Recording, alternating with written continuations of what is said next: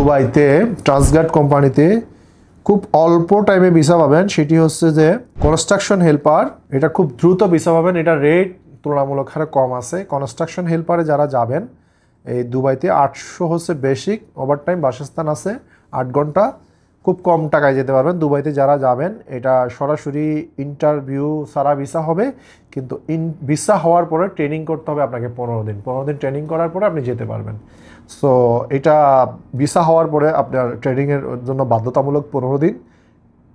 যারা ভিসা হাতে পাওয়ার পর ট্রেনিং করতে পারবেন, 15 দিন ঢাকা শহরে থাকতে পারবেন, তারাই আবেদন করবেন। খুব শীঘ্রই 1 থেকে 1.5 মাসে ভিসা হবে ইনশাল্লাহ। আরও আগেও হতে পারে, 15-20 দিনও পেতে পারেন, কিন্তু শিওর না, তবে 1-1.5 মাস ধরে রাখতে হবে। Shuttering, carpenter, mason, still fixer এইগুলোর ভিসা হবে। ম্যাশনের হচ্ছে 1150 দিরহাম, শাটারিং কার্পেন্টার হচ্ছে 1050 দিরহাম, স্টিল ফিক্সার হচ্ছে 1050 দিরহাম। এগুলো ভিসা হবে, তবে এগুলো ইন্টারভিউ ছাড়া ভিসা হবে না, ইন্টারভিউ দিতে হবে। এবং এগুলো খুব কম প্রাইসে, অর্থাৎ খুব সীমিত প্রাইসে যেতে পারবেন, সৌদি আরবে কম টাকা খরচে যেতে পারবেন।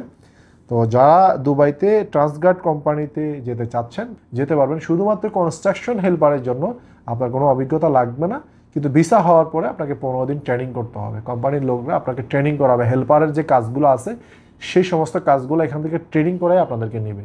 ধন্যবাদ। আসসালামু আলাইকুম ওয়া রাহমাতুল্লাহি ওয়া বারাকাতুহু।